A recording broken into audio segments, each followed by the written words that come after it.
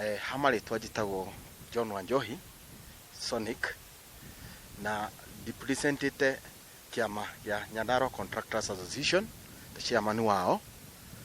Nĩ tũkoretwo na challenge Nyandarua thĩinĩ wa waki wa bara, tugakoragwo maita maingĩ Nyandarua nĩ kuraga, koguo mahinda ma gwaka bara makoragwo me between December, January, February and March.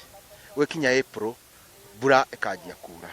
Turagĩkena nĩ ũndũ wa His Excellency the Governor Francis Kimemia gũkorwo arorete na aka-identify atĩ with the support program ya kũrehe macini Nyandarua nĩ tũkũhota, Nyandarua nĩ ĩkũhota kũhingũka na njĩra nene gũkĩra ũrĩa ĩrakoragwo ĩkĩhingũrwo nĩ contractor tu.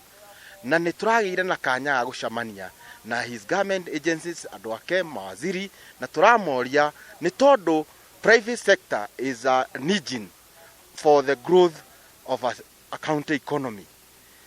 Macini ici cingĩtũninĩra wĩra na twandĩkĩte andũ rĩ, where do we expect ti gũkorwo tũkĩhotomia uchumi wa Nyandarua? No His Excellency nĩ aratũtarĩirie na tũrona policy yake ona nĩ gũkorwo ĩgĩtũteithia.